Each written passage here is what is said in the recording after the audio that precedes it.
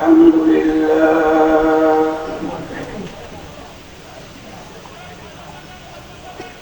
الحمد لله نحمده ونستعينه ونستغفره ونؤمن به ونتوكل عليه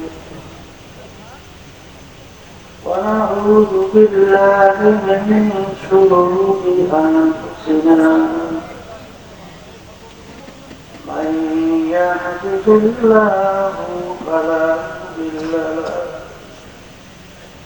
ومن يضلله فلا هادي له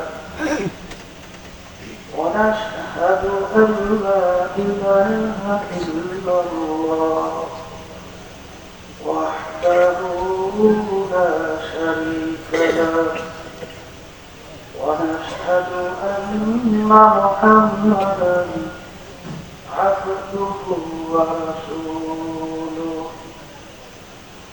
أما بعد فأعوذ بالله من الشيطان الرجيم بسم الله الرحمن الرحيم يا أيها الذين آمنوا صلوا عليه وسلموا تسليما اللهم صل على سيدنا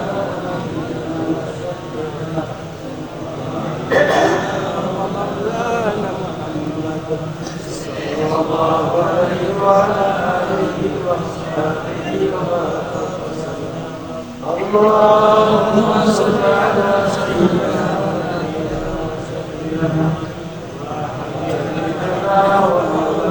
محمد صلى الله عليه وعلى آله وصحبه وسلم اللهم صل على سيدنا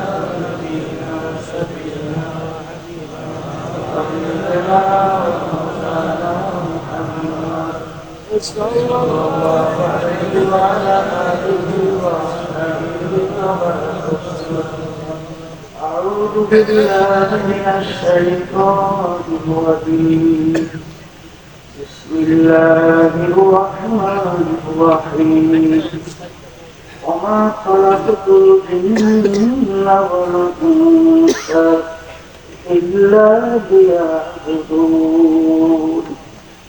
صدق الله العلي العظيم শুকরিয়া আদায় করতেছি মহান রব্বুল আলামিনের দরবারে।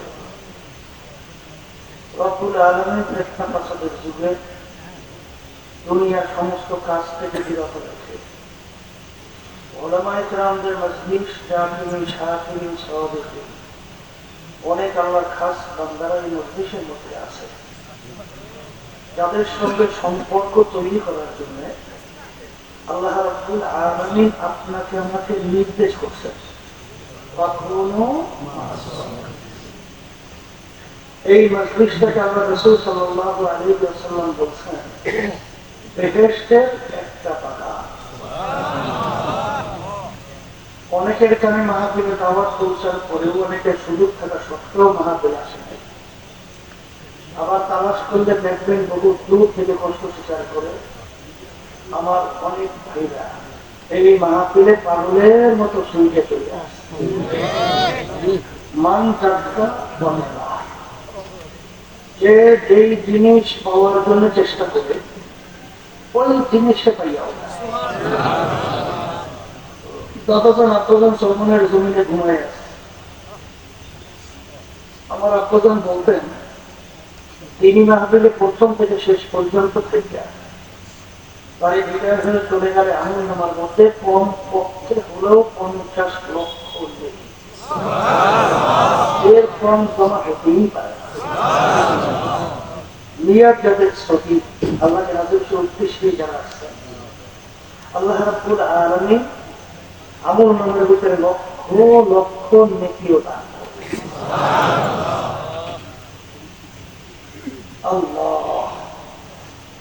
একটা নেকির মূল্য সম্পর্কে আল্লাহ রাসূল সাল্লাল্লাহু আলাইহি ওয়াসাল্লাম অকুত যারা গেছেন মদিনা শরীফ তো দেখছেন, মাইকে মাইলা বিরাট একটা।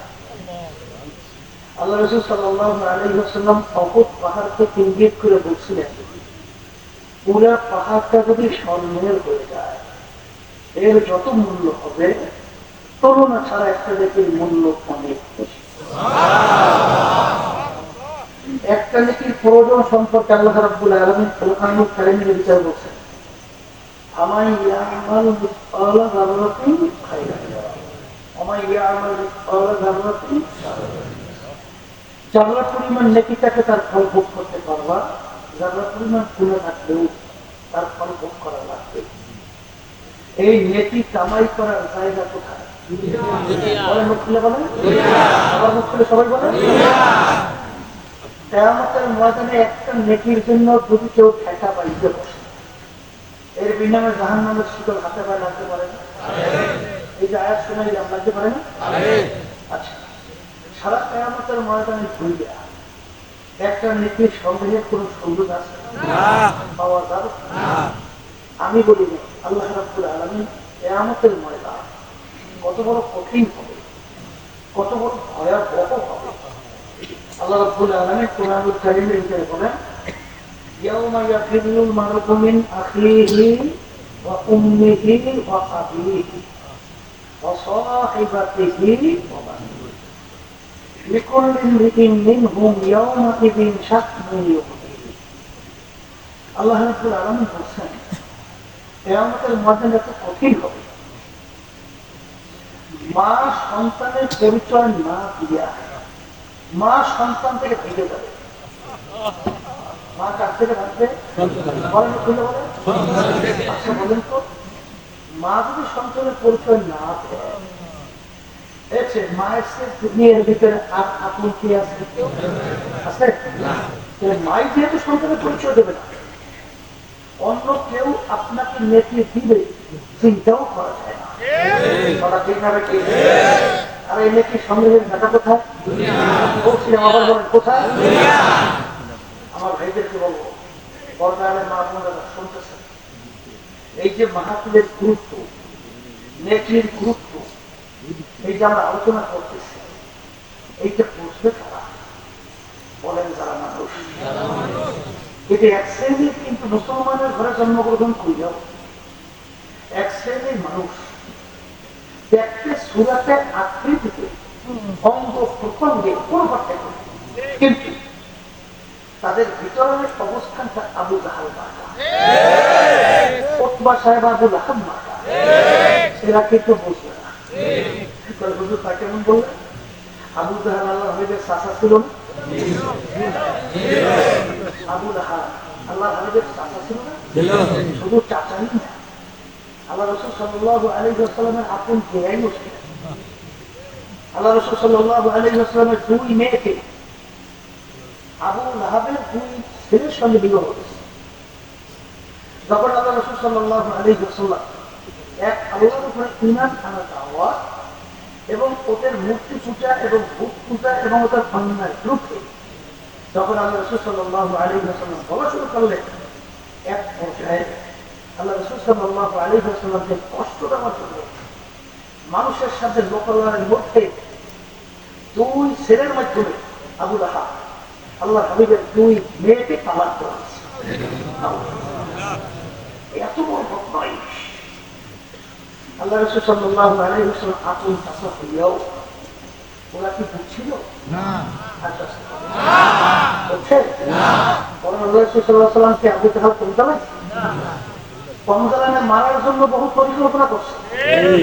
আপনারা জানেন, যারা হজে গেছেন দেখছেন, আল্লাহর ঘরের পাশেই সামনে পায়খানা প্রস্তাবখানা দেখছেন, দেখছেন না? ওই যে আবু জাহেলের বলে বাড়ি আছে। আর আল্লাহ রাসূল সাল্লাল্লাহু আলাইহি ওয়াসাল্লামের ঘর যেখানে ছিল সেখানে এখন কিতাবের লাইব্রেরি দেখছেন না? এই মাঝখানে দূরত্ব কিন্তু বেশি না। আবু জাহাল একদিন আল্লাহ রাসূল সাল্লাল্লাহু আলাইহি ওয়াসাল্লামকে মারার জন্য কূপ খুঁজছে। কূপ খুঁজতে কূপে ফেলাই আল্লাহ রাসূলকে মারবে। কূপ খুঁজতে উপর একটা প্রলামনের মতো দিয়ে দিয়েছে, প্রলাম যে উপর থেকে যেন বোঝা যায় না, নিচে যে গর্ত বোঝা যায় না।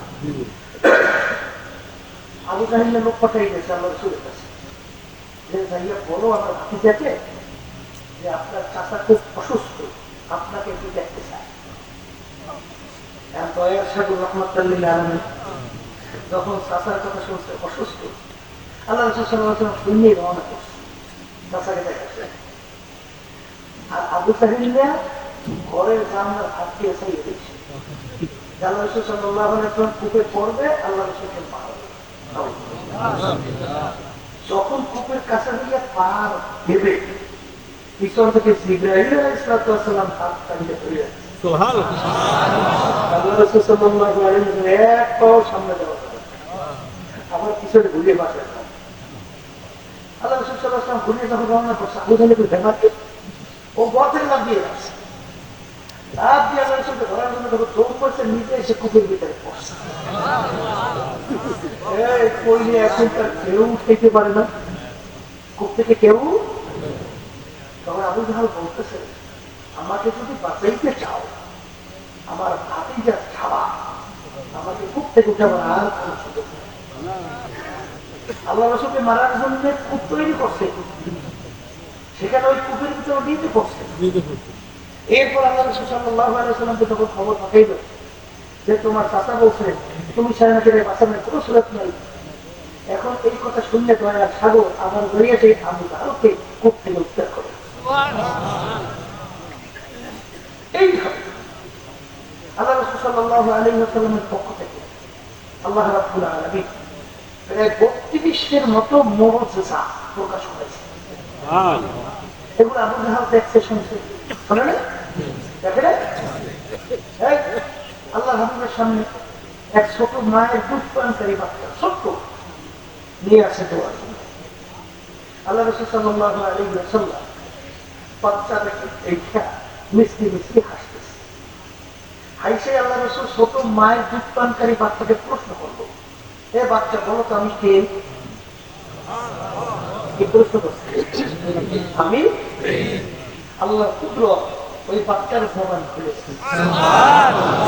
বাচ্চা বলতে চাচ্ছে মুহাম্মদুর রাসূলুল্লাহ সাল্লাল্লাহু আলাইহি ওয়াসাল্লাম।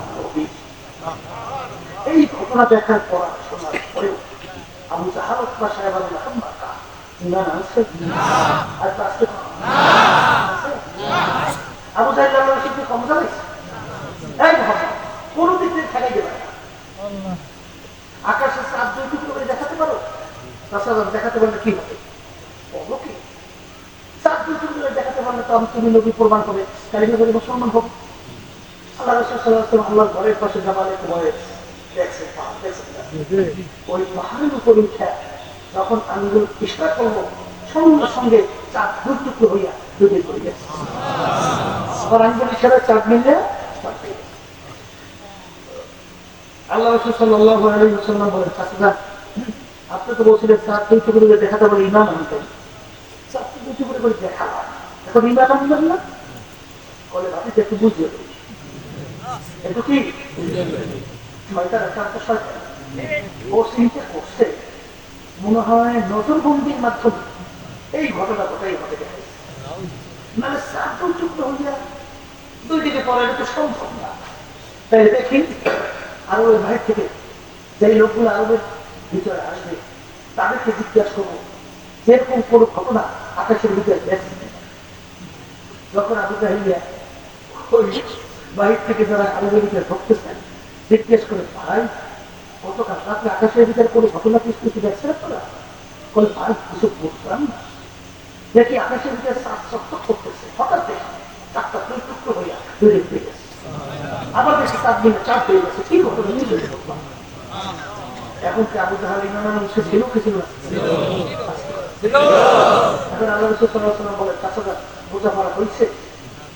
বলে ভাতিজা আমি তো আগে বুঝছিলাম তুমি ছোট মুখো জাদুকর, কিন্তু এখন দেখি আমার ভাতিজা বিশ্ব জাদুকর। অর্থাৎ মানুষের জাদু চলে জমিনে, আসমানে কি চলে? আমার ভাতিজার জাদু আসমানেও চলতে আছে। এরকম আবু জাহেল মার্কা আল্লাহ হাবিবের জমানায় ছিল না, মাঝখানে যায় নাই। বর্তমানে ওই মতেও কয়েক বছর পূর্বে আমেরিকার যে তিনজন বৈজ্ঞানিক শহরে দেশ হয়েছিল, সেখানে যাই দেখে তাদের ভিতরে ফাটল, যন্ত্র দিয়ে পরীক্ষা করে দেখে ফাটলের বাষ্পীরা চলতে শুরু।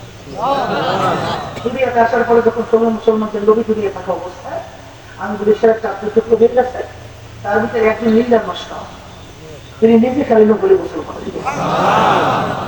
শোনেন আমার মুসলমান মতান, কিছুদিন আগে আমেরিকার খ্রিস্টানদের একজন ধর্ম চাষক পাত্রী, ওদেরকে কি বলে এই পাত্রী রিসার্চ করতে করতে এক পর্যায়ে কিছুদিন আগে কালিমা করে মুসলমান হয়ে গেছে এবং মন্তব্য করতেছিল যে এতদিন পরে আমার নিজের ঘরে আমি ফিরে আসলাম। আপনারা জানেন এরকম যত রিসার্চ কোরআন নিয়ে যত বৈজ্ঞানিকরা শরীর করছে, সবাই কিন্তু যারা সঠিক হক সত্যি তালাশ করে তারাই কিন্তু কালিমা করে মুসলমান হয়ে গেছে। ওই যে ক্যানাডা টরন্টো ইউনিভার্সিটি পরিচার কেভিন ইয়ং গণিত এবং যুক্তিশাস্ত্রের উপরে বড় পণ্ডিত এবং বড় প্রফেসর, তিনি বাইবেলের উপরে অত্যন্ত দক্ষতা সম্পন্ন, অর্থাৎ যেটাকে আমাদের বলে স্কলার আছে না, আরবির উপরে কোরআন কারিমের উপরে ইসলামের উপরে স্কলার নেই, ওই স্কলার মানে ধর্মজাত খ্রিস্টানদের পাত্রীর দায়িত্ব পালন করে। আহমদ দিদার মুসলমানদের একজন জ্ঞানী, এই তার সঙ্গে যখন তার ডিবেট করে এক পর্যায়ে কেরি মিরর বলতেছে বাইবেল ঠিক, আহমদ দিদার বলতেছে কোরআন কারীম ঠিক। যখন তাদের সঙ্গে ফেরিস হয় তখন কেরি মিরর চিন্তা করল যে কোরআন কারীম নাযিল হয়েছে প্রায় 1500 বছর হয়ে গেছে, তখন কোনো বিজ্ঞান ছিল? একটু আসতে পারে হ্যাঁ, এই কোন টেলিফোন ছিল, কোন ফ্যাক্স, মোবাইল, ইন্টারনেট, স্যাটেলাইট, এই যে বিভিন্ন বিভিন্ন বর্তমানে অত্যাধুনিক আবিষ্কার কিছু ছিল?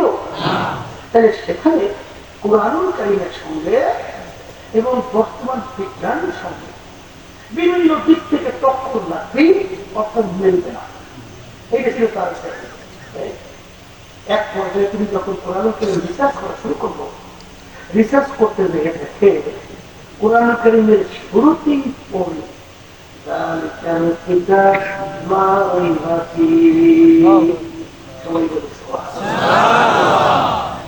তিনি দেখেন যে এই কিতাব এর ভিতরে কোনো ভুল সন্দেহ বলতে কিছু নাই। এইটা পড়ার সঙ্গে সঙ্গে তার শরীরের ভিতরে কম্পন শুরু হয়ে গেছে। দুনিয়া সৃষ্টির পরে এরকম ইতিহাস দ্বিতীয় দেখা যায় কোন লেখক, কোন দার্শনিক, কোন বৈজ্ঞানিক, কোন দর্শক, যত বড় বড় পাণ্ডিত, কেউ আজ পর্যন্ত কেউ বলতে পারে নাই আমার লেখা কোনো ভুল নাই, কোন দার্শনিক বলতে পারে আমার দর্শক ভুল নাই, কোন বৈজ্ঞানিক বলতে পারে নাই আমার আবিষ্কার কোনো ভুল নাই। কিন্তু একমাত্র দুনিয়ার ভিতরে একটাই কিতাব যার শুরুতে লেখা আছে জালিকাল কিতাব,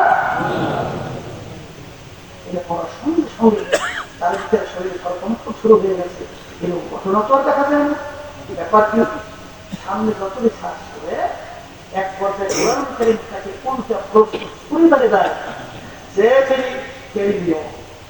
যত ভুল তালাশ করো কোরআন কারীমের ভিতরে ভুল বের করতে পারে। এরপরে তিনি আশ্চর্য হয়েছে যে কোরআন কারীম এটা কি ইহুদীদের উপরে নাযিল হয়েছিল মুসলমানদের উপরে? কিন্তু সেখানে ইহুদীদের নবী ছিল কিনা? এই খ্রিস্টানদের নবী ছিল কিনা? ঈসা আলাইহিস সালাম না? কিন্তু সেখানে দেখে মারিয়াম আলাইহিস সালাম এবং ঈসা আলাইহিস সালামের নাম কোরআন কারীমের ভিতরে প্রায় 34 বারের মতো আছে। সম্মান সহকারে তাদের প্রশংসা, তিনি আশ্চর্য হয়ে গেছে যে অন্য ধর্ম গ্রন্থ সেখানে আমাদের নবীর প্রশংসা নেই। যদি মোহাম্মদ নিজে কোরআনের দেখা দিত তাহলে সেখানে তার নিজের গুরু কীর্তন, তার বংশের কিছু গুরু কীর্তন, কিন্তু অন্য ধর্মের নবী তার প্রশংসা আসবে কেন? আর সেখানে কোরআন কারীমে দেখা যায় আল্লাহ রাসূল সাল্লাল্লাহু আলাইহি ওয়াসাল্লামের নাম আছে মাত্র 4টা। এরপরে তিনি বিজ্ঞানের সাথে মিলে দেখে যে যত বৈজ্ঞানিক যত আবিষ্কার করে কোরআন কারীমের সঙ্গে কোনো তো টক্কর নাই। বরঞ্চ কোরআন কারীম যা যা বলছে হুবহু বিজ্ঞান তাই মানি ফেলেছে, সব মিলে গেছে। কথা ঠিক না ঠিক? এই সূর্য সম্পর্কে বৈজ্ঞানিক রিসার্চ করছে না, এই করার পর আবিষ্কার করছে না, কোরআনকে সূর্য সম্পর্কে আলোচনা করছে। এখন বৈজ্ঞানিক আবিষ্কার করার পরে দেখে যে কোরআন যা বলছে তাই বৈজ্ঞানিক আবিষ্কার পাওয়া গেছে। কোরআন সমুদ্র সম্পর্কে আলোচনা করছে না, কথা কোরআন কি বলছে?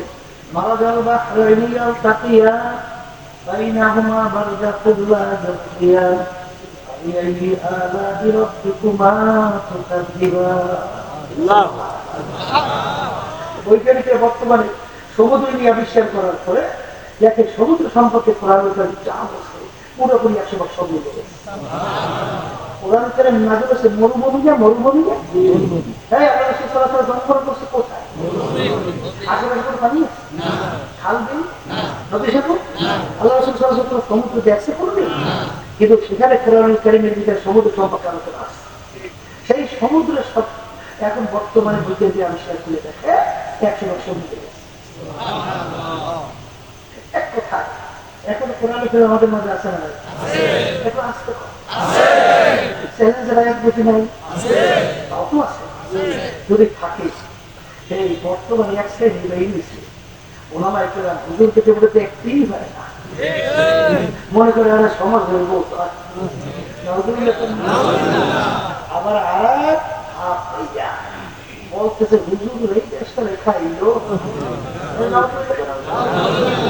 কত বড় জুলুম, কত বড় জুলুম। প্রেসিডেন্ট থেকে শুরু করে এলাকার চৌকিদার পর্যন্ত কোথায় দায়িত্ব হুজুররা পালন করে? সব খাজুরেরা। দেশ চালাইলো খাজুরেরা, দেশ হুজুরেরা খাইলো কেন? খাইছে আমরা পেপার পত্রিকার সংবাদ শুনলেই বুঝি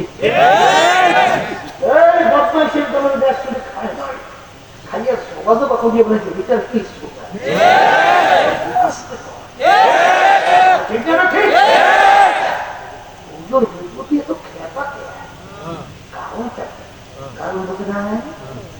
পাশ্চাত্য দেশের যে নিয়ম নীতি আদর্শ, ওদের যে কালচার, ওইটা আমাদের দেশে বাস্তবায়ন করতে চায়। পাশ্চাত্য দেশের কালচার কি জানে? প্রেসিডেন্ট থেকে শুরু করে এলাকার চৌকিদার পর্যন্ত কেউ দাবি করতে পারে না সন্তানটা আমার, সব জারুজে ভরা। ওই নীতি আদর্শ আমাদের বাংলাদেশে বাস্তবায়ন করতে চায়। আর যখন জারুজের প্রোডাকশন বাড়িয়ে যাবে, সুদ ঘরে ঘরে ব্যক্তি পর্যায়ে পৌঁছে যাবে, তখন ওই সুদিরা আর ওই জারুজরা এরা ধর্মের কথা শুনতে চায় না। কথা বুঝলেন না? আল্লাহ রাসূল সাল্লাল্লাহু আলাইহি ওয়াসাল্লাম সাহাবায়ে কেরামদেরকে বয়ান করতেছেন, আল্লাহ রাসূল বারবার বাণিজ্য করতেছে, বয়ান ধারাবাহিক আসতেছে না। জিবরাইল আলাইহিস সালাম আসছেন, কারণ সব ব্যাপার আপনি অন্য সময় এরকম কখনোই আপনার আলোচনা পাচ্ছেন না, আজকে আপনার আলোচনা বারবার আছে। আল্লাহ রাসূল সাল্লাল্লাহু আলাইহি ওয়াসাল্লাম মজলিসের ভিতরে একটা বুড়ার দিকে ইঙ্গিত করে বলে, ওই বুড়াটা খেয়াল। আল্লাহ রাসূল সাল্লাল্লাহু আলাইহি ওয়াসাল্লামকে জিজ্ঞাসা সাল্লাল্লাহু বলে, আল্লাহ রাসূল বুড়াটা আছে না? বুড়াটা আছেন খালিদ বিন মুগীরা। কথা বলছে মানে ওটা কি বলে? জিজ্ঞাসা সাল্লাল্লাহু বলতে হুজুর ওই যে একটা জারজ, ওরা কি কি যে উঠে যাবো সেটা কেমনি জানবে? এখন আল্লাহ রাসূল সাল্লাল্লাহু আলাইহি ওয়াসাল্লাম তো জানাই দিয়েছে। আর ওর যে এই কথা বলছে সব মিলছে, কিন্তু জানো যে কথা জানতে এক পর্যায়ে মাকে জোর করে সাইকেল দিচ্ছে, সাইকেল ধরার পরে ওর মা সেটা কথা বাধ্য হয়েছে যে অন্যের সঙ্গে মেলামেশার কারণে কি জন্মগ্রহণ করছে। এই জন্য ওরা চাইতেছে চারুদের কথা করাইতে। আজকে বাংলাদেশের সরকার 93 জনের মুসলমান বসবাস করে। এই দেশে আলেমান আমার তোলাবার অভাব আছে, এই দেশে মসজিদ মাদ্রাসার অভাব আছে। এই দেশের মধ্যে ওরা এই কালচার বাস্তবায়নের জন্য ট্রান্সজেন্ডার সহ বিভিন্ন প্রক্রিয়া শুরু করছে, দেখেন না শরীর শরীরা বিভিন্ন কাজে বসে বলছে আল্লাহ যে বলছে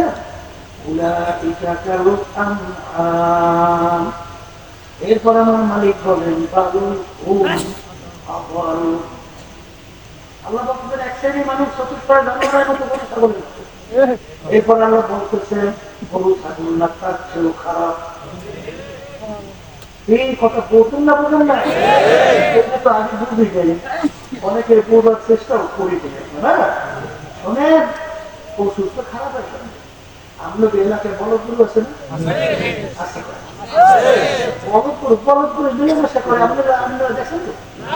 আমি ভাবে দেখছি 14 বলুন আপনারা বলুন একটা কুত্তে বেড়া আছে, কিন্তু বর্তমানে ওরা চাইতেছে বেড়ায় বলে সমকামিতা, মহিলা বলে সমকামিতা। এক কথায় যা কুত্তেও পারে না এইটা ওরা বাস্তবায়ন করতে চায়। মুসলমান দুনিয়ার ভিতরে বাংলাদেশে বাইসে থাকতে এই নাস্তিকতা, এই পশুত্ব, এই বিদেশিদের বিজাবিদের কালচার এইটা বাংলাদেশে বাস্তবায়ন করতে দেবেন। আমি আস্তে করছি আমরা তো আস্তে করবো এইটা কখনোই বাংলাদেশে আল্লাহর হুকুমে বাস্তবায়ন করতে যাওয়া ঠিক কিনা? এক কথায় যে কোন দিকে চলে যাবে না। এই কথা বলতে চাইছিলাম যে এই আবু জাহাল মার্কা আমাদের কথা বুঝতেও না, আবার তো কম বুঝবেও না, গুরুত্ব এই কথা বুঝবে কারা, গুরুত্ব দেবে কারা?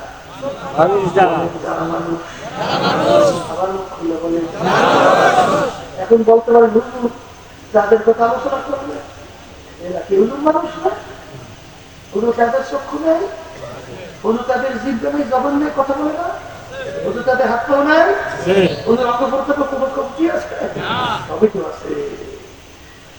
কবরের যাত্রীরা মানুষের সুরাত আকৃতি হইলেই মানুষ হওয়া যায় না,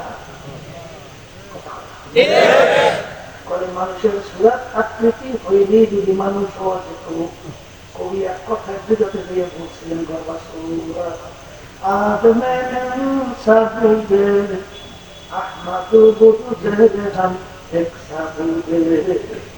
আল্লাহ রাসূল সাল্লাল্লাহু আলাইহি ওয়াসাল্লামকে দেখতেন, আবু জাহলকে দেখতেন, হাতের দিক থেকে পায়ের দিক থেকে অঙ্গ প্রত্যঙ্গ কোনো দিক থেকে কোনো কিছু পার্থক্য নাই। কিন্তু আল্লাহ রাসূলের নাম শুনলে তো শরীফ পড়া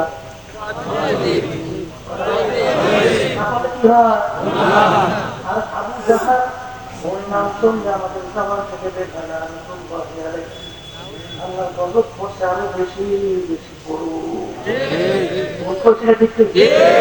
এই সমাজের ভিতরে এক শ্রেণীর মানুষ দেখবেন ওদের আচার আচরণ ব্যবহার চরিত্র এত ভালো, মানুষ খুশি হলে মন্তব্য করে লোকটার চরিত্র ফেরেশতার মতো আছে না নাই? আবার এক শ্রেণীর মানুষ দেখবে তারা আচার আচরণ চরিত্র ব্যবহার এত খারাপ, মানুষ ওদেরকে দেখতে বলে লোকটার চরিত্র কুত্তার চেয়েও খারাপ আছে না নাই? যাকে বলছে ফেরেশতার মতো তার চোখ যাকে বলছে কুত্তার চেয়ে খারাপ ওর চোখ হাতে কোনো পার্থক্য পায় এই একটা মানুষের ব্যাপারে বলছে ফেরেশতা, আর একজনের ব্যাপারে বলছে কুত্তার চেয়ে খারাপ। তাহলে দুইটা মানুষ কি এক? মুখ করে বলে ওই পার্থক্য কোন জায়গায়? এই যে বুঝাবার জন্য বুঝবার জন্যই এই মাহফিলের ব্যবস্থা। কথা ঠিক কি না? শোনেন আল্লাহ রাসূল সাল্লাল্লাহু আলাইহি ওয়াসাল্লাম বলেন পার্থক্যটা বলছেন আলা ওয়া ইন্না ফিল জাসাদি মুদগাহ ইযা সালুহা সালুহাল জাসাদু কুল্লুহু ওয়া ইযা ফাসাদাত ফাসাদাল জাসাদু কুল্লুহু আলা ওয়া হিয়াল আমিন। আল্লাহ রাসূল সাল্লাল্লাহু আলাইহি ওয়াসাল্লাম বলেন প্রত্যেকটা মানুষের মধ্যে আল্লাহ রাব্বুল আলামিন একটা গোশতের টুকরা দান করছে। কি টুকরা? গোশতের টুকরা। বলে গোশতের টুকরা। আল্লাহ রাসূল সাল্লাল্লাহু আলাইহি ওয়াসাল্লাম বলে ওই গোশতের টুকরা তার ভালো হয়ে যায়, ওই মানুষকে এক পর্যায়ে ফেরেশতার চেয়েও সম্মানিত হয়ে যায়। আর ওই গোশতের টুকরা খারাপ হতে হতে এক পর্যায়ে ওই মানুষটা কুত্তা শিয়াল শুয়ারের চেয়েও খারাপ হয়ে যায়। ওই গোশতের টুকরার নাম হলো তলব। মুখস্থ করেন, আমার মুখস্থ করে বলেন। গোশতের টুকরার নাম কি? এক কথায় তার তলব ভালো, সব ভালো। বলেন বলেন, সে ভালো মানুষ, তার তলব খারাপ, সে খারাপ মানুষ। কথা ঠিক। এখন আমার বলতে পছন্দ পর্যায়ে মাহমুদুল্লাহ শুনতেছে, মাহবিলে আসছেন কেন? এই আল্লাহকে রাজি খুশি করবেন, আল্লাহ পরিচয় ফেলবেন, নেক কামাই করবেন, এই গুনাহ থেকে ফেরবেন, জাহান্নাম থেকে বাইচা ফেরেশতে যাইবেন। এই আশায় না? আর তো আসছে না, এই আশাই তো আসছে। এই ফেরেশতে যাওয়ার জন্য আল্লাহ রাব্বুল আলামিন একটা শর্ত লাগাইছে। কি লাগাইছে? আবার তো কি শর্ত লাগাইছে? ফেরেশতে যাইতে হলে ইল্লা মান আতাল্লাহ বিকলবিন সালিম। আল্লাহ রাব্বুল আলামিন বলেন, ফেরেশতে যদি যাইতে চাও, ওই ভালো পরিচ্ছন্ন পরিষ্কার কলব ছাড়া আমার পবিত্র জায়গা ফেরেশতের পক্ষে হবে না। কথা ঠিক না? এখন বর্তমানে হুজুর সব পরিষ্কার হয়েছে, আমি খারাপ হচ্ছে বলে কলবে তুললে শুধু 10টা হোক, কয়টা হোক? খুলে বলেন এই একটা লোকের নামের তাকাব্বুর বুঝতে পারেন? বলেন আমি ভালো, আমি বলো আমি ভালো, ক্ষমতার দিক থেকে বড়, শিক্ষার দিক থেকে বড়, বংশের দিক থেকে বড়, টাকা পয়সার দিক থেকে বড়, জ্ঞানের দিক থেকে বড়, পদের দিক থেকে বড়, সম্মানের দিক থেকে বড়। এই কমেন্ট জাতিরা সই না রাখো।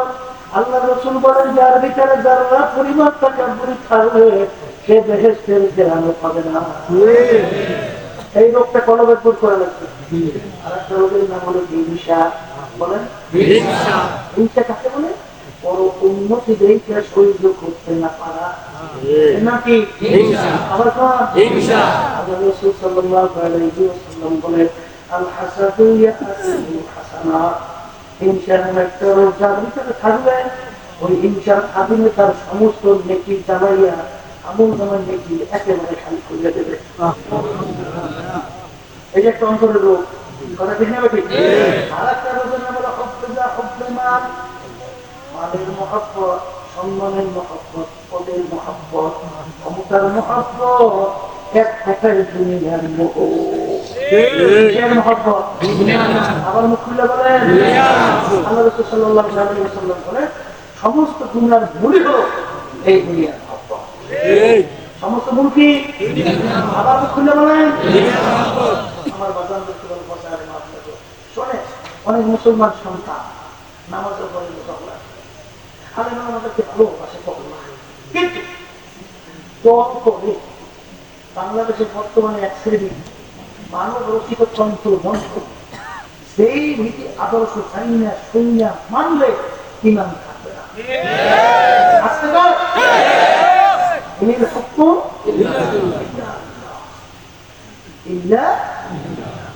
আমার মালিক বলতেছে, জমিন মানুষ আমার, নিয়ম নীতি আদর্শ চলতেও আমার।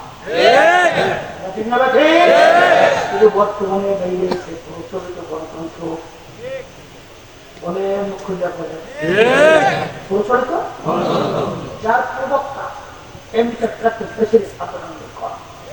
তিনি বলছিলেন government of the people, by the people, for the people. তিনি এক কথা বুঝাতে চায় সমস্ত ক্ষমতার মানে জনগণ। আচ্ছা, এই কথাটা যদি কেউ মানে সমস্ত ক্ষমতার মালিক জনগণ, আচ্ছা বলেন তো তার নামাজের মূল্য কি?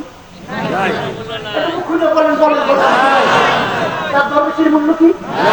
হ্যাঁ, আসল মূল্য। এই জন্য তো কোন আল্লাহ বলছিলেন, এই नहीं हमको जरूरत गुलाम अपना बना ले खुदाया। হে আমার মালিক, তোমার কাছে দরবেশি দরকার নাই, তোমার কাছে বুজুর্গি দরকার নাই, দয়া মায়া করে তুমি আমাকে তোমার গোলাম হিসাবে কবুল করে না। হিসাবে কবুল করতে পারছো? আবার একটু গান, আবার একটু গান। বর্তমানে অ্যাক্সিডেন্ট আছে, নামাজ বলে দিতে হবে, এই পরিচালিত গণতন্ত্র যারা বাস্তবায়ন করছে তাদের সঙ্গে জড়াইয়ে তারপর রাজনীতি করে না। আমি ওটা ভুল করি, ভুল বলছি, ভুল করছি, হ্যাঁ ভুল বলছি, ভুল বলছি। আর একটা হলো ধর্মের পক্ষপাত, ভারতে আছে এই যে প্রবক্তা ওই ধরনের হিন্দুরা তারা করতে আছে তার যত সে পালন করবে না, ধর্ম নিরপেক্ষ শব্দের অর্থ নিরপেক্ষ, তারা বলে তার ধর্ম পালন করবে, এই অর্থ হয় নিরপেক্ষ শব্দের অর্থ কোনো পক্ষ নাই। যদি মারামারি বাড়ছে রাস্তা দিয়ে এমনি গাইতে আছে তো ওই যে আপনারা কেন শুরু করছে, আমরা বসে কেন দেয় আমরা কি করছি বলবেন তো কিনে কিনে বসে বসে শুরু করছি, বলে ভাই আমার মাল খারাপ, আমি এই কোন দলে বসে নাই, ওই দল না এই দল না, আমার আমি নিরপেক্ষ, এই কোনো পক্ষ নাই। আচ্ছা বলেন তো কোন মানুষ যার একটু ভুল করছে সে নিরপেক্ষ হয়? এই যে আপনি কাউকে জিজ্ঞাসা এই তোমার নাম কি, বলে আমার নাম কৃষ্ণ, আমি একজন হিন্দু, আমার ধর্ম হল হিন্দু পক্ষ না বিরক্ত। আবার জিজ্ঞাসা করছি বলে আমি এই জোর ঘোষ, এই আমি তো এই আমি এই ডোনাল্ড ট্রাম্প, আমি বাইডেন, এই আমি একজন খ্রিস্টান, আমার ধর্ম খ্রিস্টবাদ, পক্ষ না বিপক্ষ? হ্যাঁ, আমাকে যদি কেউ জিজ্ঞাসা করে আপনাকে, আমি বললাম আমার নাম রেজাউল করিম, এই আমি একজন মুসলমান, আমার ধর্ম হল ইসলাম, পক্ষ না নিরপেক্ষ? হ্যাঁ, নিরপেক্ষ ছাড়া বুঝে পাগল যারা অথবা যারা নাস্তিক, ধর্ম কর্ম মানে নাস্তা। আমার বাজানদের কি বলবো, এই জন্য এই দেশের ভিতরে এই নীতি আদর্শকে বাস্তবায়ন করতে চায় তাদের দলীয় একজন নেতা বলছিলাম হিন্দু না আমি মুসলমান না,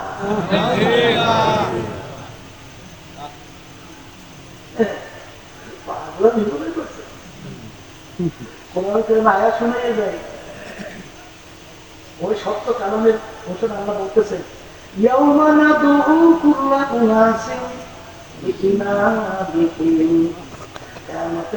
আমার মালিক প্রত্যেকটা মানুষকে তার দলের নেতা নেত্রীর সঙ্গে এখানে প্রত্যেক না, এখানে কিছু কিছু লোক তার সব মানুষ, আমার অর্থ যদি ভুল হয় ও আমার স্টেজ আছে পরিবেশেও আছে, আমার অর্থ কি ভুল হয়েছে? আয়াত ঠিক আছে, আয়াত কিন্তু অর্থ ঠিক আছে, এখানে সব মানুষও দিয়ে তো সব মানুষ ভালো করে বুঝছো, মালিক চাকরি প্রত্যেকটা মানুষকে তার দলের নেতা নেত্রীর সঙ্গে তাইকে আমার মালিক করবেন, তো দলের নেতা নেত্রী যেদিকে যায় ওদের পিছনে পিছনে সেদিকে যায়। আমার মালিক বলবে তোর নেতা নেত্রী যেখানে যায় না তোর সেইখানে যায় না। আমার কাছে রাগ করছেন না, অনেকে করতেও পারে, হুজুর আমাদের বিরুদ্ধে করতে চায়, আমি করছি না আল্লাহ করছি, আল্লাহর সাথে করো, আমার সঙ্গে রাখো, আমি শোনাবো না, শোনাবে না, আসতে পারে শোনাবে, আমরা তো শুনি মানবে না তো মানবে, এটা আপনাদের বিষয়। একজন ওলামা কেরাম বয়ানের শেষে বস করেন না,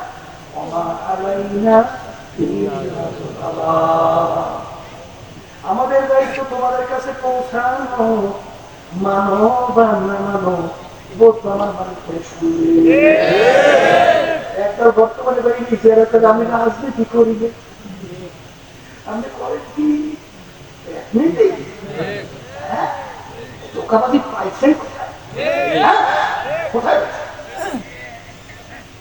হ্যাঁ বলতে পারে বর্তমান মানব রচিত বহুতন্ত্র এই রাজনীতি করি না, কথা ঠিক আছে, কিন্তু আল্লাহ রাসূল সাল্লাল্লাহু আলাইহি ওয়াসাল্লাম রাষ্ট্রপ্রধান ছিলেন না, তিনি রাষ্ট্র চালায় না, সাহাবায়ে রাষ্ট্রপ্রধান ছিলেন না, তারা রাষ্ট্র চালায় না, আল্লাহ বলে রসুল কিন্তু আদর্শ বাস্তবায়ন আগাই কারা? হিন্দুরা, খ্রিস্টানরা, বিজাতিরা।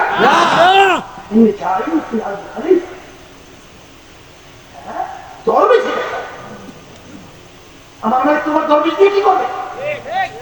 তোমার আমার নামাজ দিয়ে কি করবে? তোমার আমার রোজা দিয়ে কি করবে? আল্লাহ কি নামাজের দরকার?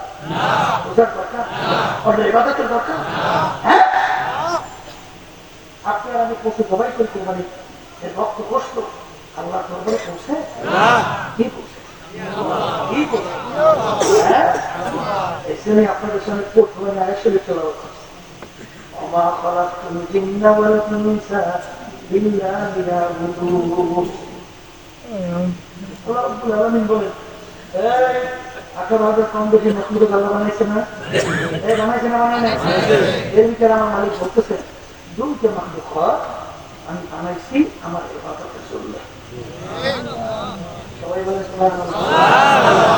কয়টা মাখলুক আছে? দুইটা। বলেন মানুষের বংশী।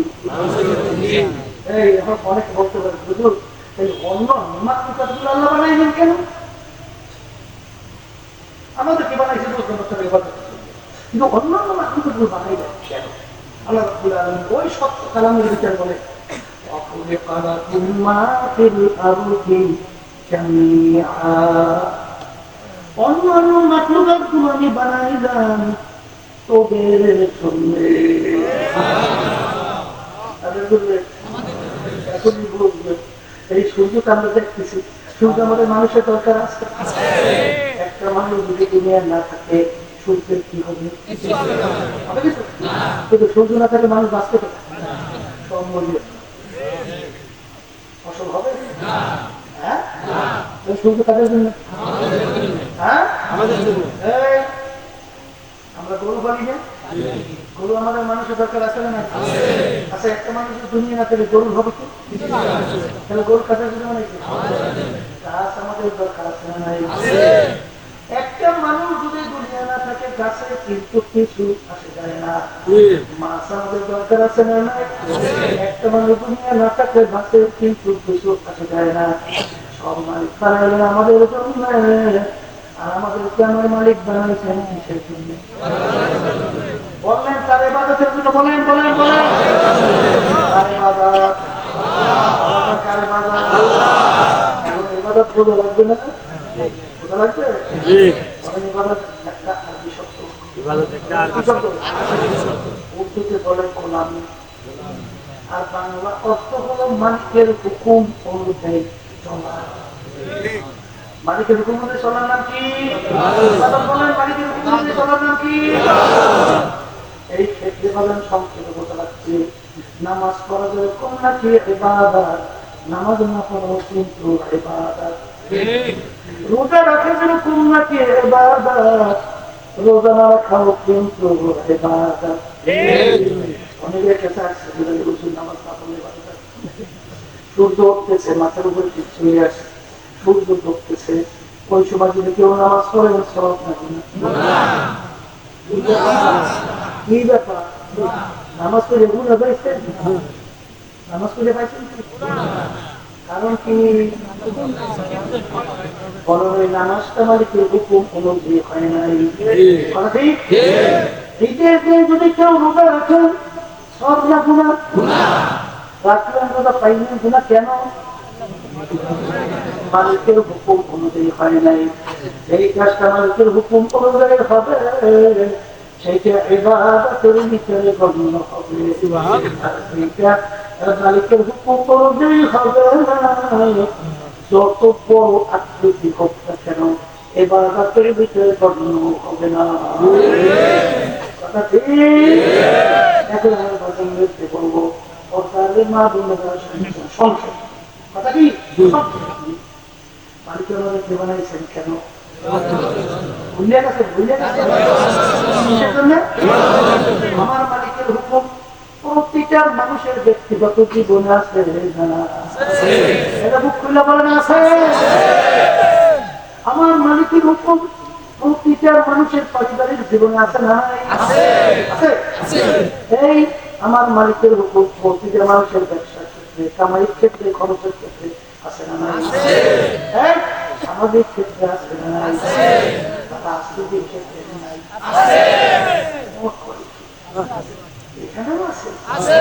এই যে কইলি এক শ্রেণী বই দিয়েছে চর্ম হয়ে গেল, খালি রাজনীতির কথা করে ভালো করে বসে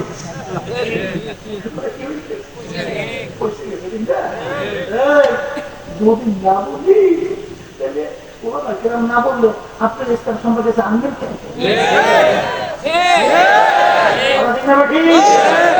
এই আমার বান্দারা আমরা রাজনীতি করি, তাও কিন্তু মালিকের হুকুম পালন করি। নামাজ পড়ি কেন?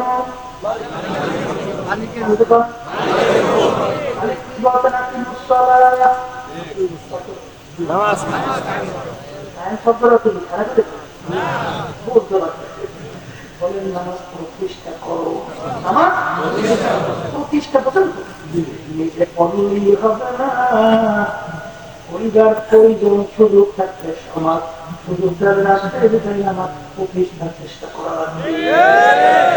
নামে রাখিবুস সালাত, রোজা রাখি কেন? কার হুকুম? আল্লাহর হুকুম। মানে কি বলছেন? কুতিবা আলাইকুমুস সিয়াম কামা কুতিবা আলাল্লাযীনা মিন ক্বাবলিকুম লাআল্লাকুম তাত্তাকুন। এগুলো কি রাখি? এখন মালিকের হুকুম নামাজ এর জন্য বলি, রোজা এর জন্য রাখি। সেই মালিক তো ওই কোরআনুল কারীমের ভিতরে মালিক বলতেছেন আপনি মূর্তি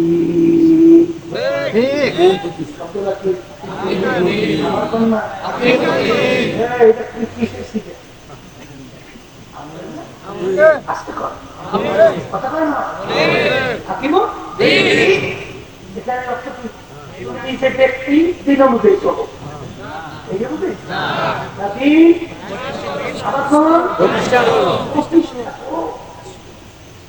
আমার নাম ইয়াকুম বিমা আনসালাল্লাহ আউলাইকা হুমুল কাফিরুন আউলাইকা হুমুল ফাসিকুন আউলাইকা হুমুস সালিমুন। যারা আমার নীতি আদর্শ অনুযায়ী রাষ্ট্র পরিচালনা করবে না, ওরা কাফের, ওরা জানে, ওরা ফাসিক।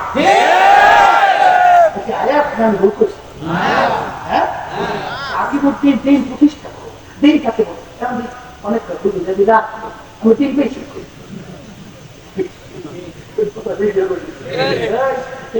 সমস্ত বিষয়গুলোকে একত্রিত করলে তার নাম কি?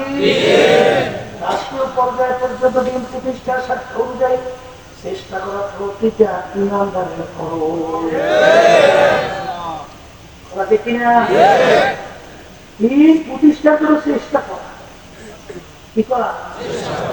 এই যদি আপনি না করে হাদিসের ভিতরে আসছে, শোনেন এক সিনেমার ঘটনা আছে, শুধু আমরুল মারুফ সব কাজের আদেশ আর নাহিয়ানিল মুনকার অসৎ কাজের নিষেধ, এইটার মধ্যে নাই।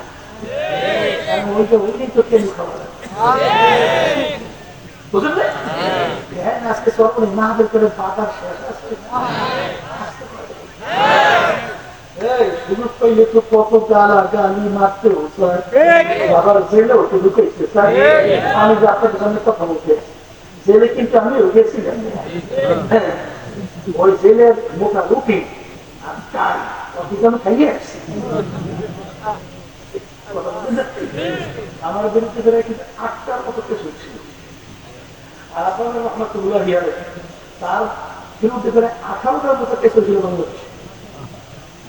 কথা বলবেন না, বুঝুন এই কথা বলতে চাইছিলাম যে যদি নামিয়ানের নৌকা আজকে সামনেটা তা করবে, উলঙ্গ অবস্থায় চলবে, ইসলাম গোড়া খেতে শেষ করবে, আপনি খালি আদেশ দিতেই থাকবেন সব কাজে, ওই কিসের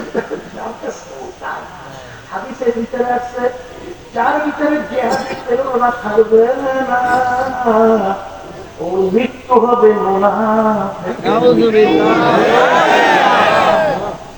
কিসের মৃত্যু? আর মুনাফিকের জায়গা জাহান্নাম একেবারে শেষ। আমার মালিক তোমার আমার দরবি সিনেমা দেবো না, তোমার আমার নামাজ উদ্ধার পারবো না। মালিক বানাইছে আমাকে তোমাকে তার হুকুম অনুযায়ী চলার জন্য। তার হুকুম অনুযায়ী চলার নাম ভুলে বাবা পরিবারের কথা ঠিক না ঠিক দিন পরিপূর্ণ না কোনো কম দিনে কি আছে আসতে পারে পরিপূর্ণ যদি হয় আংশিক মানে আপনি কি এক মুসলমান নাই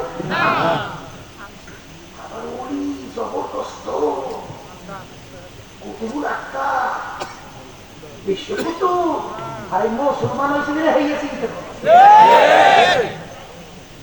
বেশি পাত্র আল্লাহ গোলাম আব্দুল আগে আল্লাহ রাসূল সাল্লাল্লাহু আলাইহি ওয়াসাল্লামের সিফাত আগে গোলাম এরপর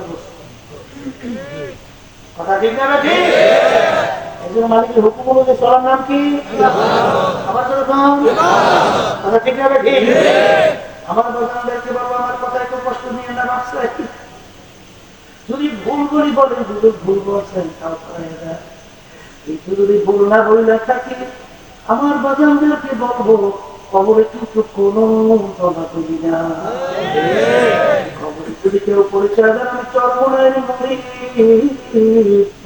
এই পরিচয় কিন্তু খবরে চলবে না যদি কেউ পরিচয় দেন আমি ছাড়ছি আমি জয়পুর আমি পুরপুরা আমি আফসোসে আমি দেওয়ান বা আমি মাইজবান্ডার আমি সদস্য আমি বিএনপি আমি আওয়ামী লীগ আমি চৌধুরী বংশের লোক আমি অমুক শিক্ষিত আমি অমুক বিশ্বাস আমি পীর আমি মুক্তি এই পরিচয় কিন্তু কবরে চলবে না রে বাজার কবরে কিন্তু প্রশ্ন তিনটা এক নম্বর মানব মুখা দ্বিতীয় নম্বর মাটি মুখা তৃতীয় নম্বর আমার নাবি মুখা এই তিন প্রশ্নের ভিতরে কোথায় প্রশ্ন নাই তুমি চর্বনের না শাস্তি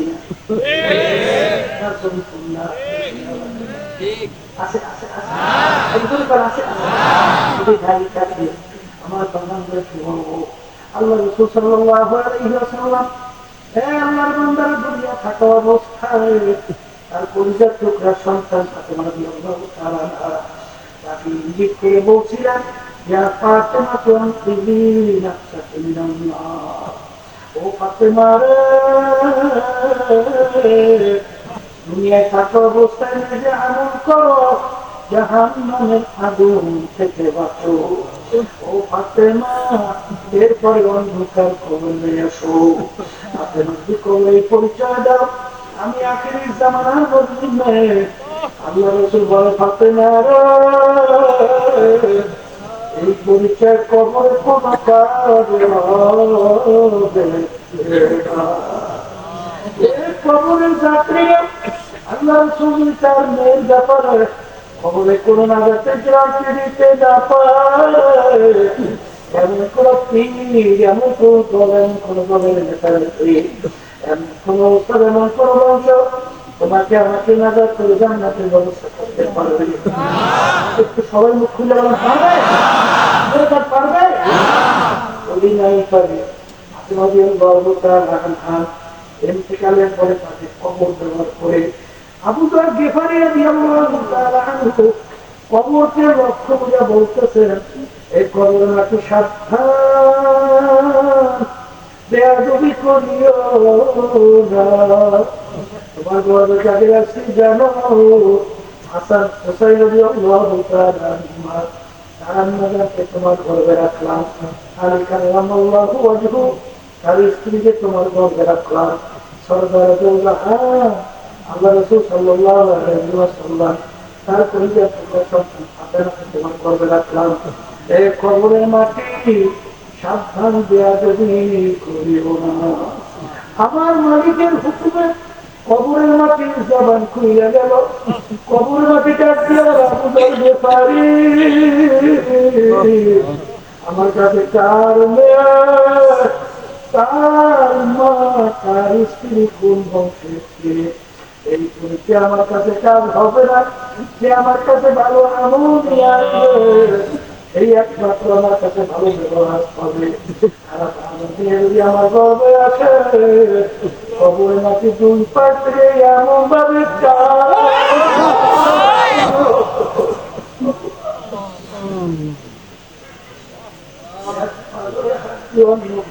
বিষয়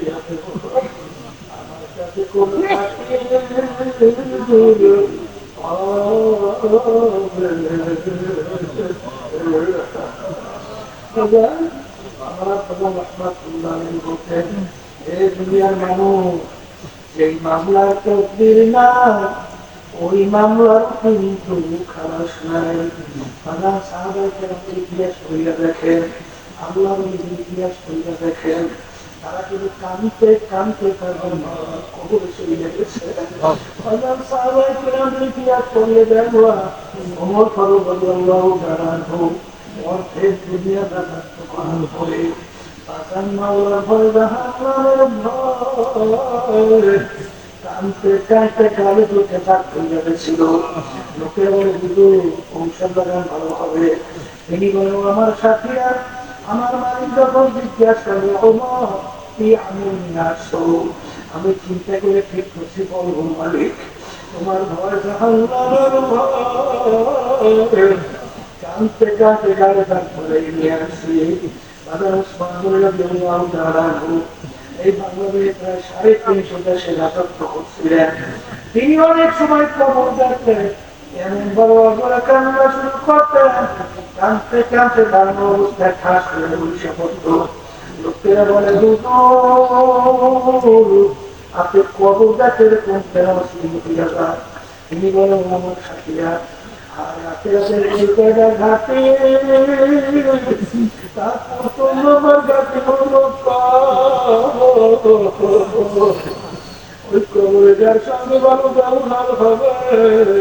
সামনের খাতে তো ভালো ভালোবাসন করা যায়।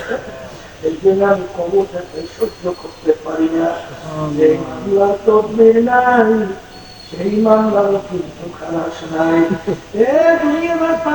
বাবারা এই দুনিয়া আমার বাবারা এই ক্ষমতা সম্পন্ন আমার বাবারা মাঝে মাঝে তুমি এগুলি চক্ষু বন্ধ করো, দুনিয়া সম্পর্কে চিন্তা করো, তারপর দুনিয়া থেকে বিদায় নিয়ে কবরে রওনা করো। দুনিয়া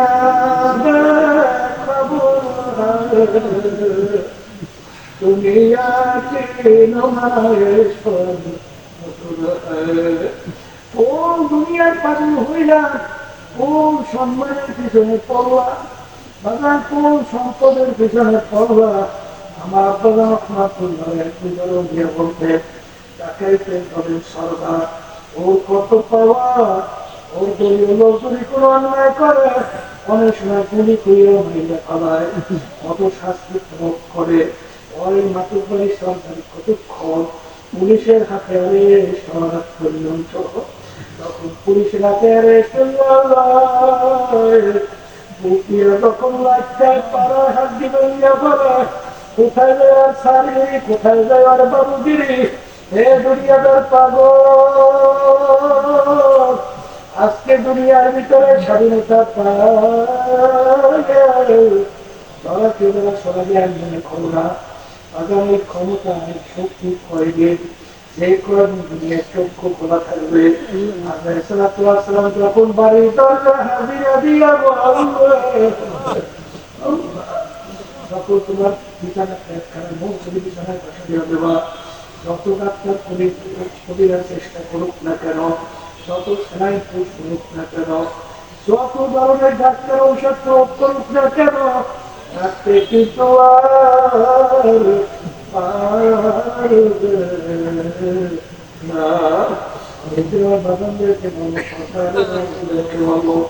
মনে করছেন আমরা হুজুররা কিছু বলি না, বাজার মহিলা শুনলে একটু ফিরাচ্ছে, বুঝা শুনলে দাঁড়িয়ে আসছে, বুঝা শুনলে রান্না খাইছে, বুঝা শরীরে 5 সপ্তাহ আমার জামাত সহকারে পড়ি, বাজার বুঝা শুনলে চলি, আল্লাহ ফেরার চেষ্টা করি, আল্লাহ হাবিবের চরিত্র অনুযায়ী চলার চেষ্টা করি। কারণ ভালো করে চিন্তা ভাবনা করে রয়েছে দুনিয়া কিন্তু খরচ খাই, দেখতে না দেখলে শেষ হয়ে যায়। বাজার ইতিহাস করলে দেখবেন চ্যালেঞ্জ করে তিনি খোদাই পরিণত দাবি করছিল, সেই ফেরাউনের পাত্তা এখন নাই। দেশ তৈরি করছিল, ছাত্রের ছাত্র দুনিয়াতে নাই।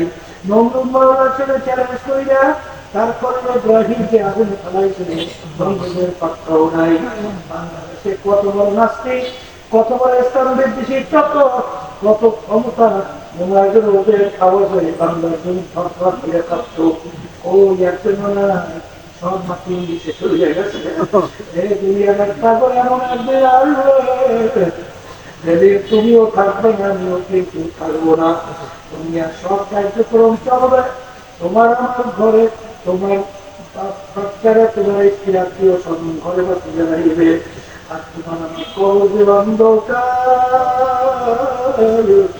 ওই অন্ধকার কবর আমার মানে তুমি বাতি না, অন্ধকার কবরে বাতি বলো কাগজ কাছে নিয়ে খুবই বানায় কবরকে সাথে খুবই বেচারা ক্যা করেগা রস্সি মেরা আপনে। এই কবরের বাঁচিয়া ছোট ছোট বাচ্চারা কাগজ খাইতে খুবই বানায়, খুবই বানায় তখন উপরে দিয়ে উড়ে যায়। ঘুড়ি উপরে উঠে এরকম আস্তে আস্তে মাথা মনে হয় যেন ঘুড়ি ডাকতে বলে, ঘুড়িওয়ালা তোমার থেকে আমি সুইটা চলে আসছি।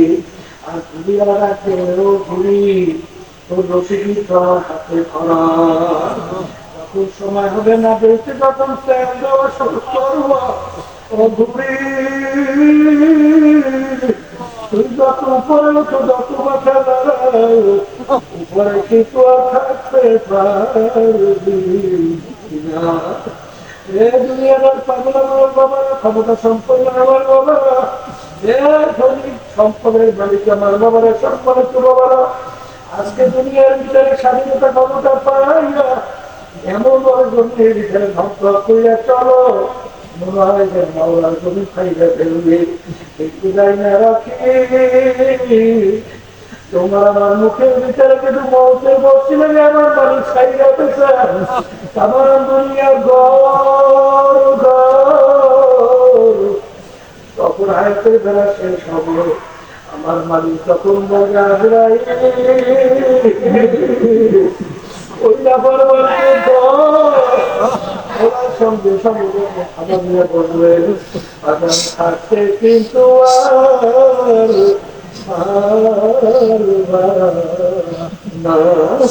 যদি নাই থাকতে হবে আপনার পছন্দেরকে বলবো তুমি আগে একটু তাকাইয়া দেখো। আচ্ছা, আরে সূর্য আমরা দেখতেছি দুনিয়াখানে 9,30,00,000 মাইল দূরে।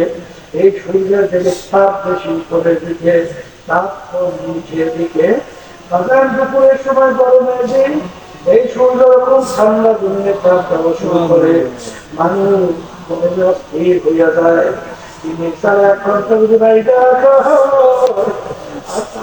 বলে জানতে পাওয়া যাবে না। কবরের যাত্রীরা আল্লাহ রাসূল সাল্লাল্লাহু আলাইহি ওয়াসাল্লাম বলে, কিয়ামতের ময়দানে আমার মালিক এই সূর্য এক হাত বসা মাথার পর আমার মালিক তুলে সাইয়াবে সূর্য তোর ভিতরে যত সারু আমি মালিক বোঝো ওইকে তাদের ফুল দেওয়ার কামনা তোমার ঘুরে রাখবো। হ্যাঁ ওই লোকটা ছিলে না সবাই না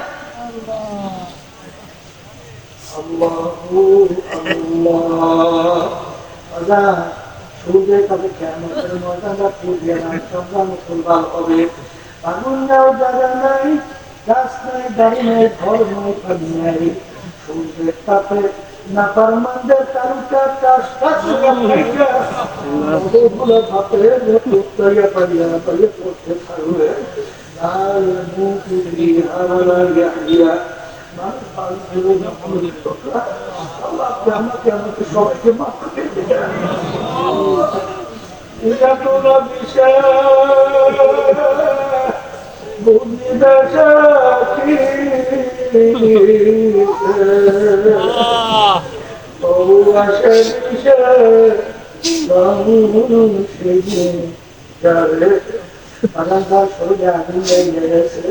সেই আগুনের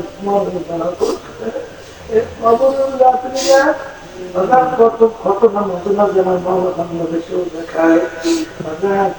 মুজাহিদ ছিল কুড়িগ্রাম, দুনিয়াকে বিদায় নিয়ে কবরে যাওয়ার পরে নদী ভাঙ্গলে যখন তার খবর ভাঙা গেল, ৩২ বছর পরে কাপড়ে কাপড় সহ আনার টাকা লাল বের হয়ে আসে।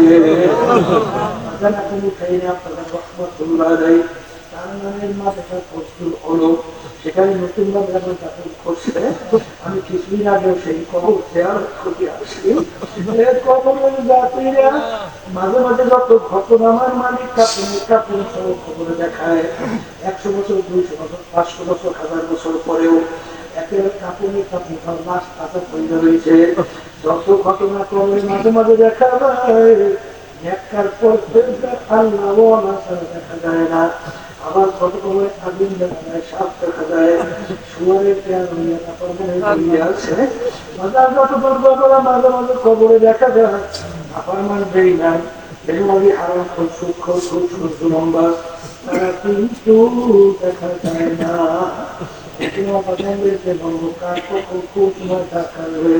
তোমারও জানা নাই, আমারও কিন্তু জানা নাই। আমার মালিক যখন নজরে নিয়ে আসে, আমার মালিক বড় দয়ার মাওলা, বড় মায়ের মাওলা। চাওয়ার মতো যদি চাইতে পারো, আমার মালিক শুধু গুনাহ মাফ করবেন তাই না।